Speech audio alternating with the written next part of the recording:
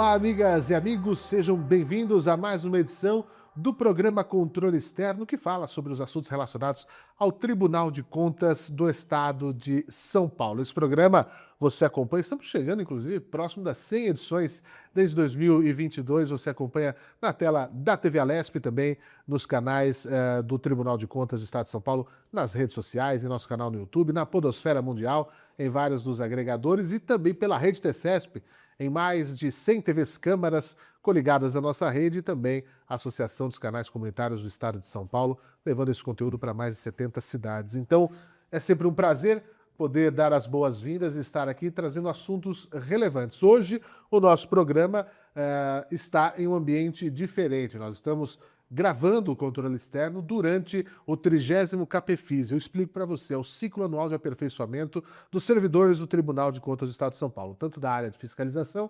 administração e tecnologia da informação. E dentro do nosso cronograma, além de oficinas, treinamentos, nós temos palestras com importantes personalidades que trazem assuntos que são candentes, não só para o nosso trabalho, mas também para a nossa vida. E por isso que hoje eu recebo um dos palestrantes que participou do nosso 30º CAPEFIS, o CAPEFIS festivo, né? 30 anos, 3 décadas do nosso CAPEFIS, o Dr. Iberê de Castro Dias. É um prazer tê-lo aqui conosco no nosso programa especial, uma figura tão querida no universo do mundo jurídico que esteve presente para fazer uma apresentação sobre projetos incríveis e foi tão pouco que a gente estendeu para esse programa. Seja bem-vindo, doutor Iberê. Muito obrigado, prazer meu. Que honra enorme estar aqui nessa edição comemorativa, né? 30 anos de CAPEFIS. Pois é. E ter a oportunidade de conversar de servidor público para servidor público, da gente poder trocar essa ideia sobre nossas funções constitucionais, né? Nossas funções, cada um nos seus órgãos, mas sempre pensando formas de aprimorar, de fazer da sociedade algo um pouco melhor, né? Pois é, eu queria já começar justamente sobre isso. O senhor é um servidor público, né, do TJ, do nosso Tribunal de Justiça, veio falar para servidores públicos durante um ciclo de aperfeiçoamento para melhorar o trabalho do servidor público, né? Melhorar tanto no seu dia a dia, como também para a entrega que é feita para a sociedade, sobretudo num papel que tem o Tribunal de Contas, né? Que mensagem que o senhor já começa deixando justamente sobre isso, sobre a atuação do servidor público em si, né? Eu brinquei no final da apresentação do Dr. Iberê, ele exibiu um vídeo de um dos trabalhos, de uma das ações concretas que ele desenvolve, e viu o brilho nos olhos do Dr. Iberê, que já deve ter visto esse vídeo uma centena de vezes nas palestras que ele dá, mas parece que ele está ali naquele momento que acontecia e relembrando. Como fazer isso, né? O servidor ter esse brilho no olhar para aquilo que ele faz, não importa qual seja a área que ele atua, mas para saber que ele está ali em prol do cidadão. Eu acho que a ideia fundamental, primeiro, é ter bem em mente que a atuação como servidor público hoje não se restringe apenas a receber demandas e entender como realizá-las, né? Eu acho que é fundamental que a gente tenha cada vez mais um papel ativo, efetivamente, né? Que a gente saia da inércia, que a gente vá a campo, que primeiro a gente compreenda a realidade local em que a gente trabalha, né? A gente não pode ficar preso no gabinete, que a gente esteja junto com a sociedade, com o ambiente social em que a gente está trabalhando. Isso é absolutamente fundamental para entender quais são os problemas, quais são as demandas que a gente tem que resolver, porque nem sempre os problemas reais ali são todos aqueles que nos chegam à nossa mesa, né? Então, a gente estar em campo é fundamental para compreender as demandas sociais todas e, a partir disso, ter ideias que sejam inovadoras, que tenham o propósito de efetivamente solucionar as questões sociais que apareçam. A gente não pode limitar nosso trabalho, obviamente, a ser um mero burocrata, resolvedor né? Baixar a pilha, né? Sim. A gente acaba brincando, virando estivador, né? Pega a pilha daqui, bota ali, e a ideia do serviço público claramente não pode ser essa. E esgotar o estoque de processo é algo impossível, porque é assim, né? As coisas, elas são o que sai entra, o que sai entra. E mais que isso, não só esgotar o estoque de processo é impossível, como não é isso que vai resolver todos os problemas da sociedade. Esse é o grande ponto, eu acho. O primeiro passo é furar a bolha, né, onde a gente vive. Muitas vezes a gente está ali dentro daquela estrutura, imerso às vezes por essas pilhas, né? Hoje, tudo muito eletrônico, ainda bem, sustentável, etc. Mas as pilhas ainda anuviam a nossa visão, né? Acho que esse é o primeiro ponto de furar essa bolha. Em geral, doutor Iberê, as pessoas veem o judiciário, né, o órgão onde o senhor milita, os tribunais de contas, em mundos separados. Eu queria saber se é possível, nós tecermos uma espécie de um paralelo onde essas instituições se encontram na prática, quando o tema é acolhimento, quando o tema é garantia de direitos. Nós fiscalizamos o bom uso do dinheiro público e hoje os tribunais de contas estão indo além. Não só verificar se aquilo que é constitucionalmente, eu estou aplicando aqui 25% aqui, 15% aqui, é o que manda, mas nós falamos de eficiência, né, para saber se na ponta a coisa acontece. A gente se encontra nisso? Sem dúvida, né? E precisa realmente se encontrar, né? O Tribunal de Justiça do Estado de São Paulo, o Tribunal de Contas do Estado, cada vez mais tem firmado parcerias voltadas às suas áreas de atuação, integrando as atuações e, para minha felicidade, várias dessas parcerias estão voltadas para a área de crianças e adolescentes, direitos de crianças e adolescentes, que a Constituição prevê que é prioridade absoluta, né? Inclusive na destinação de verbas públicas. Então, aqui, mais uma vez, a gente como realizador dos direitos, né? O Tribunal de Contas como fiscalizador, por exemplo, do dispêndio público no âmbito dos municípios, no âmbito estadual, do gasto público voltado para a área de infância e juventude, essa atuação conjunta de quem determina o que deve ser feito, de quem fiscaliza como aquilo está sendo feito, é absolutamente fundamental, né? Não existe esse trabalho isolado acaba sendo muito mais ineficiente, né? Somar esforços é sempre o que vai fazer com que o resultado social seja mais evidente, mais relevante. Isso é a efetividade do serviço público. Sem dúvida. Nós estamos com um trabalho muito grande no Tribunal de Contas do Estado de São Paulo. Fizemos durante o mês de fevereiro ações sobre isso, por exemplo, na área da primeira infância. E aí, quando a gente fala de primeira infância, a gente vai falar do município, né? Ele que tem essa responsabilidade em cuidar, e são os nossos jurisdicionados diretos, né? Então, é um dos exemplos, quando a gente fala, né, de criança e adolescentes, é a primeira infância. A primeira infância é muito importante, a criança é uma esponja, quando ela tem maior capacidade de aprendizado, de evolução.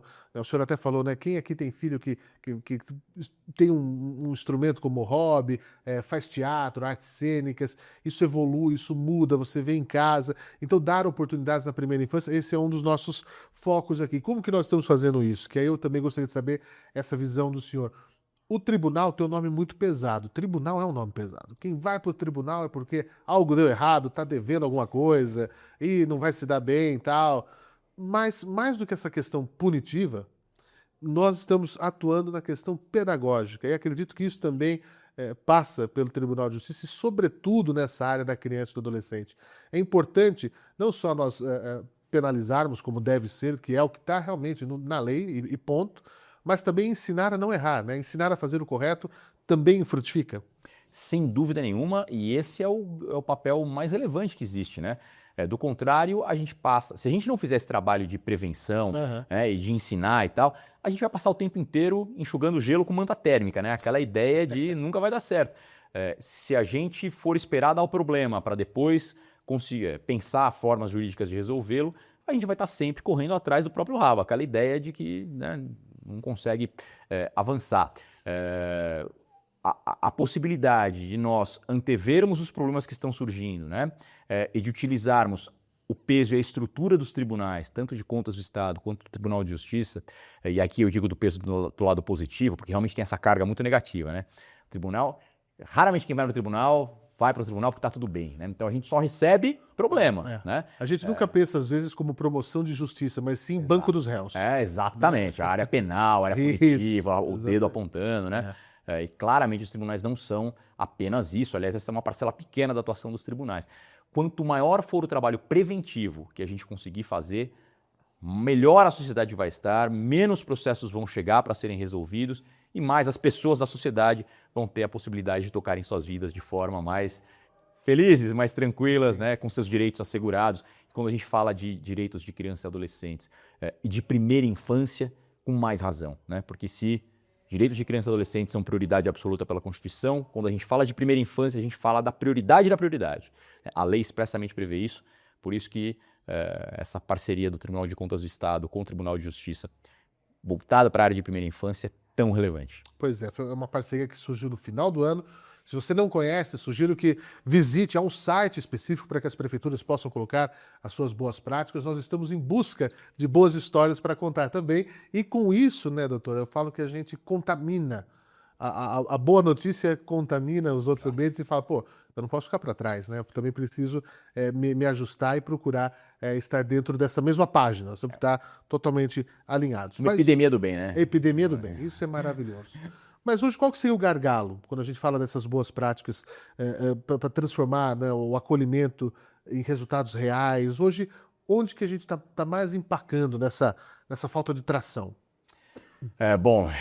A gente tem um problema bastante relevante em qualquer área do serviço público, que é a falta de pessoas, né? Então a gente Isso é acaba verdade. ficando meio afogado de demandas e de serviços.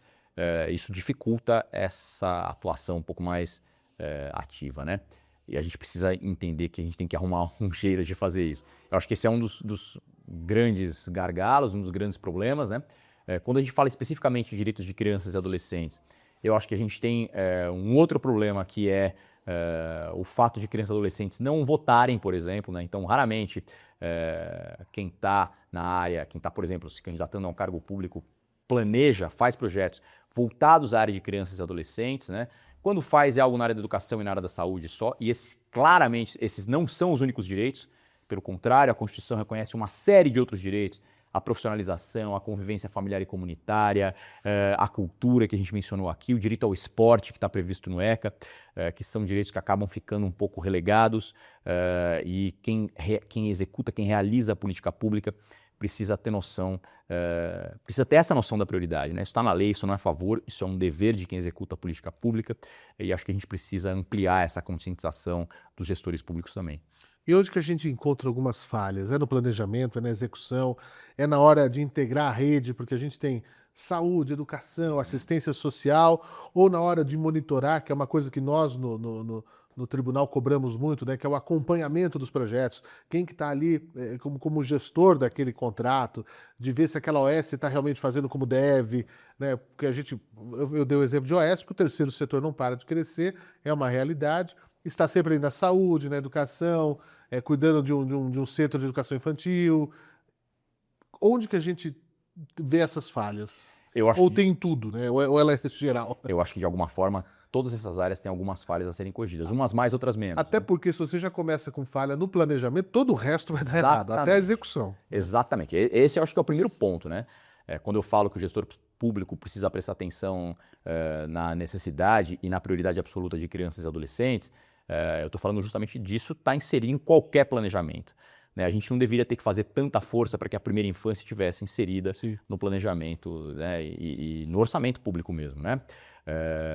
E mais que isso, ainda quando há algum planejamento de políticas públicas para a área da infância e da juventude, acho que o segundo principal problema que a gente tem, como você mencionou, é a integração de rede. Infelizmente, a gente ainda percebe, especialmente nos municípios, secretarias que se enxergam cada uma como uma ilha. Né? E trabalho de infância e juventude é trabalho em rede. Se a Secretaria de Educação não entender que precisa trabalhar conjuntamente com a da Saúde, com a da Assistência Social, com a da Cultura, com a Secretaria do Esporte, que, de novo, são secretarias que tradicionalmente recebem menos verbas, têm um olhar um pouco menos voltado para isso, todas essas secretarias fazem parte de direitos fundamentais, constitucionais de crianças e adolescentes. Sem essa atuação conjunta e integrada, o serviço fica capenga. Né? Então, é importante que as secretarias municipais compreendam a importância do trabalho conjunto em rede. Né? Não existe atuar sozinho, cada um no seu gabinete. As secretarias precisam pensar globalmente, todas as secretarias, de novo, não só saúde e educação, todas as secretarias pensarem em atuações globais na área municipal, que estão ali muito mais próximas do munícipe, né? do cidadão, para que as políticas públicas voltadas para a área da infância e da juventude sejam mais eficazes. Eu trago uma questão aqui, doutor Iberê, que eu quero saber se é uma visão minha, talvez viciada, de um jornalista já de 22, 23 anos de carreira. Mas quando a gente fala em crianças e adolescentes, quando a gente fala em acolhimento, quando a gente fala em políticas né, o que precisa ser feito, bate aquela emoção, né, aquela questão emocional. Mas a gente precisa ter gestão também, né? Como é que a gente equilibra a sensibilidade com indicadores que são frios, né? O senhor apresentou números que às vezes nos assustam e nos chocam, né? É difícil isso. É muito difícil, mas vou te falar uma coisa, Fernando. Eu acho que deixar a sensibilidade aflorar é fundamental. Quando você falou no começo do brilho nos olhos do servidor, o brilho nos olhos vem disso aí. Se você não se sentir movido por uma razão emocional mesmo para executar seu trabalho, Ela é a mola. Ela é a mola, sem dúvida, né? Você precisa ter uma razão para querer muito fazer aquilo, porque tem uma série de barreiras, né? Você vai ouvir um monte de não, tem uma série de dificuldades, sejam elas orçamentárias, sejam de vontade política mesmo. Se você não tiver imbuído dessa paixão mesmo, né? Desse sentimento emotivo, vai ficar mais difícil. Então, eu não vejo nenhum problema e não vejo incompatibilidade, não, tá? Ótimo. Eu acho que é necessário conjugar essa emoção, essa sensibilidade com a busca de algo mais... Também não adianta só emoção. Isso. Muito amor só não resolve, né? Precisa de prática e de eficiência, de atuação técnica, né? É essa paixão, esse amor unido à técnica. De tanto amar, eu vou resolver. Exatamente. Eu vou buscar formas eficazes de solução, né? Não adianta achar que a paixão vai trazer a solução sozinha, porque não vai. Então, buscar indicadores, buscar estatísticas, pensar formas de executar aquela política pública, mas, claro, sempre movido a partir daquela paixão que você tenha para aquela determinada área em que você está atuando. No meu caso, direitos de crianças e adolescentes. Né? E aí essa paixão se transforma em alguns projetos, né, que tem tanto sucesso que acabam ganhando prêmios tão importantes no cenário nacional, né?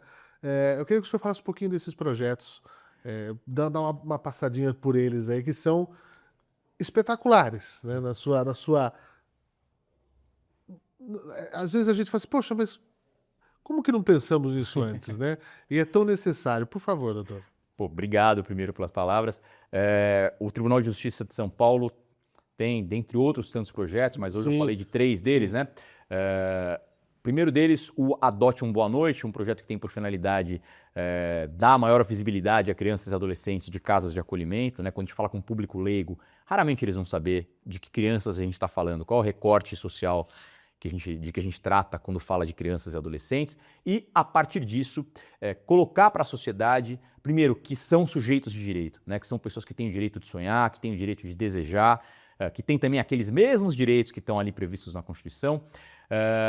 No segundo ponto, fazer com que a sociedade também reflita a respeito da possibilidade de adoção de crianças com mais de 10 anos, ou crianças com deficiência, ou de grandes grupos de irmãos, que são os maiores gargalos que a gente tem na adoção no Brasil. Adote um Boa Noite vem justamente disso. A ideia do Boa Noite é aquela ideia de mão dupla, de um momento de acolhimento entre mãe, pai, filho e filha, né? Em que eles trocam, analisam como foi o dia, trocam desejos, trocam anseios para o dia que vai vir, e a adoção tem tudo a ver com essa via de mão dupla, né? O adulto adota a criança, mas a criança também precisa adotar o adulto para dar certo. Outro programa é o Trampo Justo. A ideia do Trampo Justo é ampliar a autonomia de adolescentes que morem nessas casas de acolhimento. Quando eles completam 18 anos, eles são obrigados a sair das casas de acolhimento, são obrigados a viver por si, precisam custear moradia, alimentação, transporte, mesmo advindo de uma estrutura absolutamente precária, né, sem nenhum respaldo familiar, sem nenhum respaldo do Estado, muitas vezes.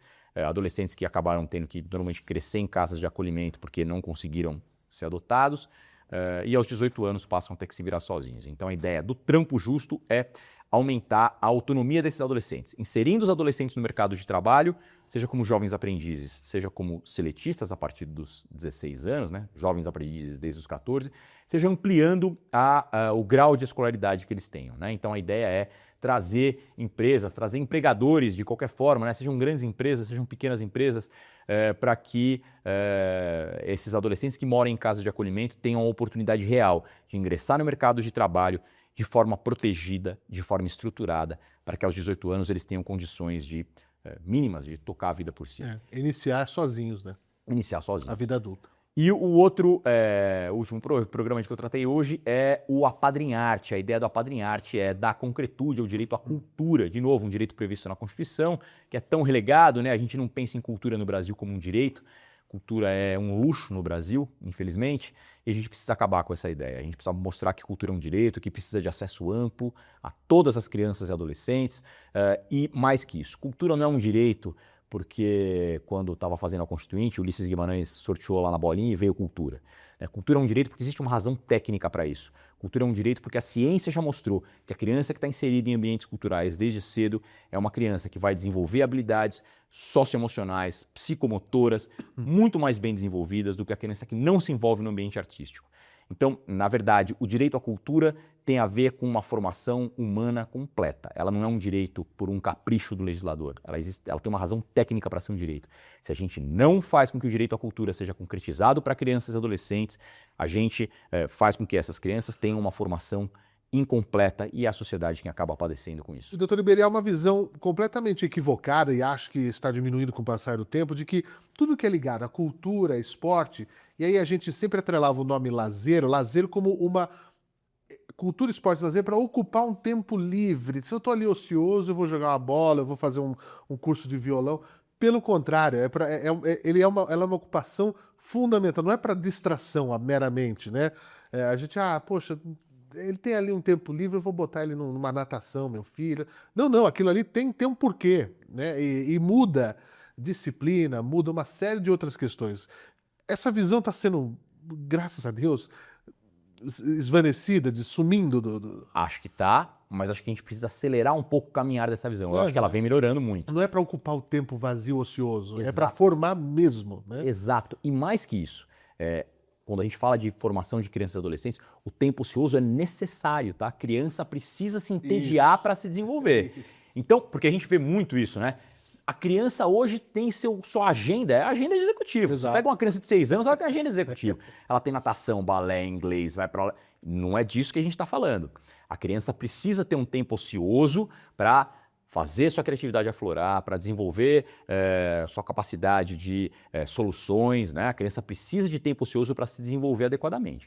Quando a gente fala de esporte e cultura, a gente fala de atividades que são atividades fundamentais para o desenvolvimento humano. Nem gosto do termo atividades complementares, porque dá a impressão de que é algo secundário. Está apenas complementando, está pondo um buraco ali. A gente botou sempre a nomenclatura errada. Exato. A gente acha que isso é uma forma de falar, não, lazer, você mencionou lazer. Lazer é coisa de vagabundo. Isso, né? Exatamente. Lazer é coisa do adolescente que não tem mais o que fazer, né? Ou de um adolescente muito privilegiado, quando não pode ser esse o raciocínio, né?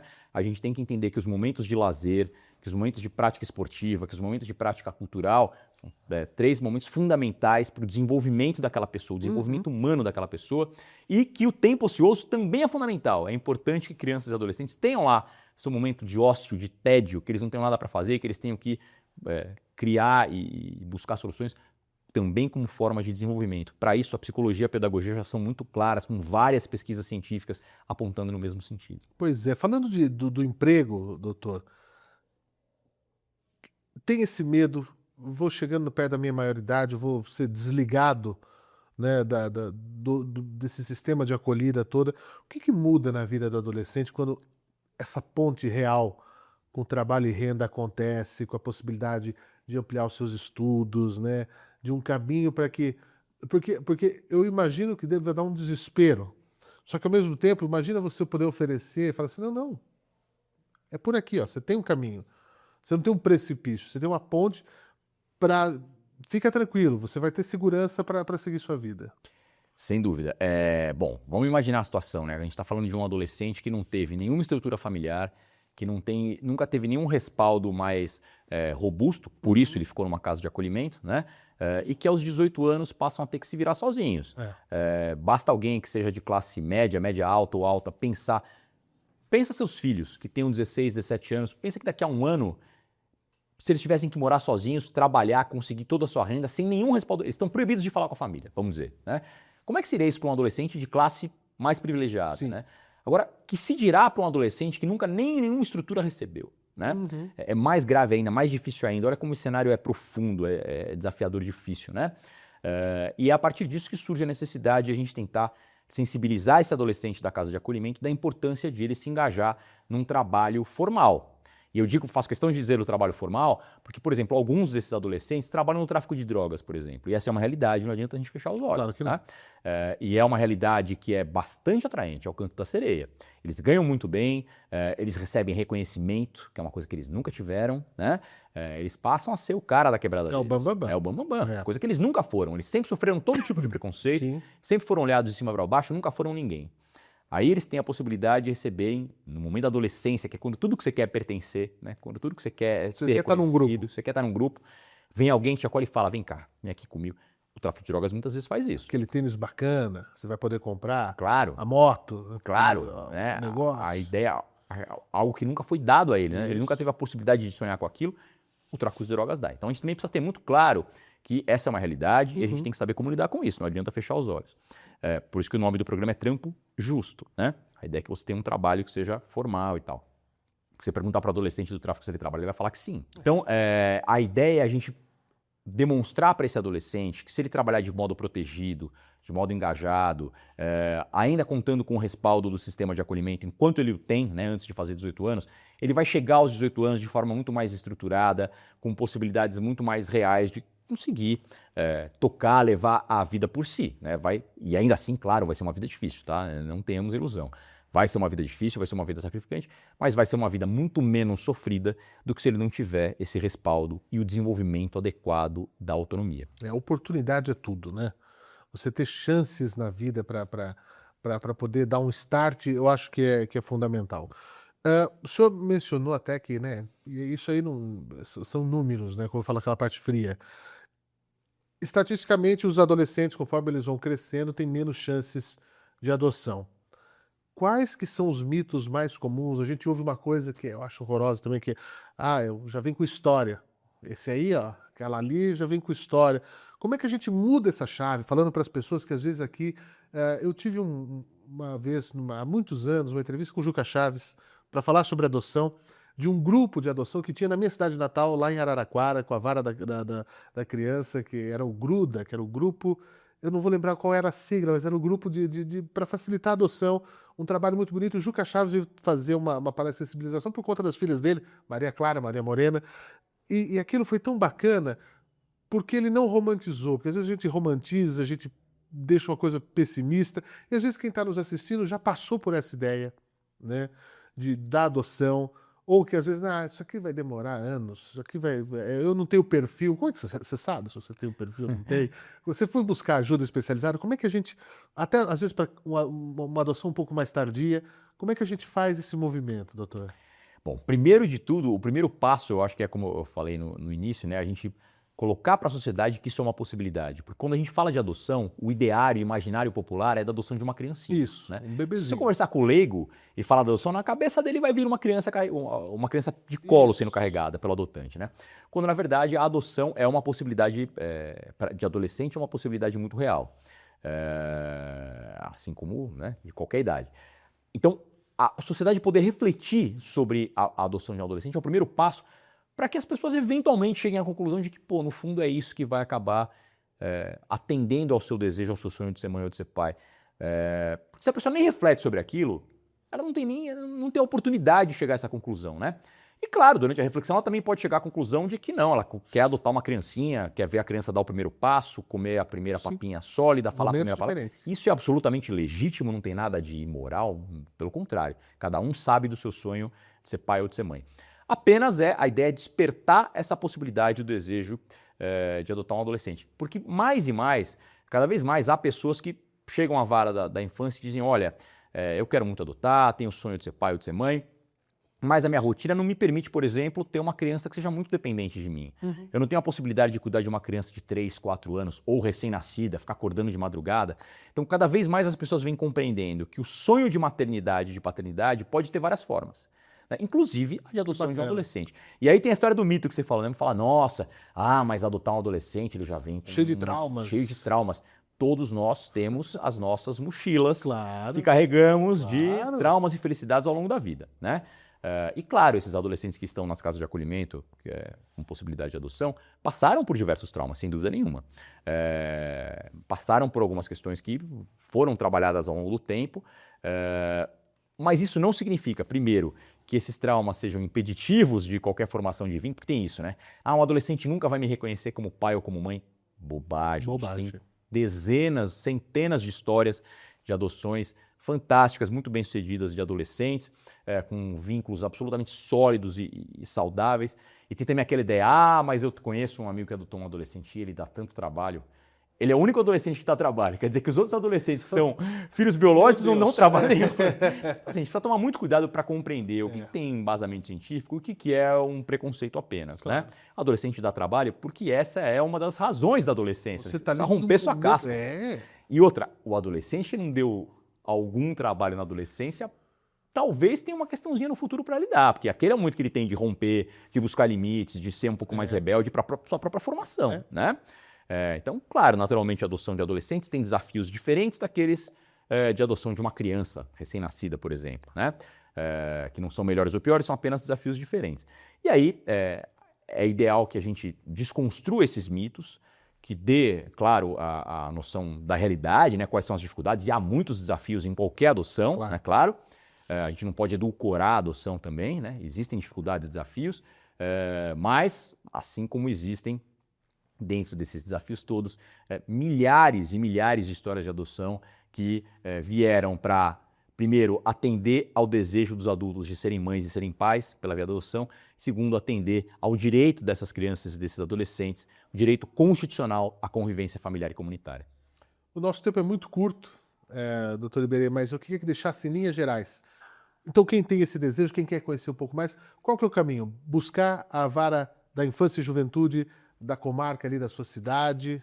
Esse é o primeiro passo. É o primeiro passo. Busque a vara da infância e da juventude atrelada à cidade em que você reside. E sempre procure o caminho certo, gente. Não tem esse negócio de entregar uma criança. Tem uma pessoa que vai entregar uma criança. Só para terminar, tem muita gente que não sabe, isso sempre é irregular, tá? A adoção só é válida se for feita pela vara da infância.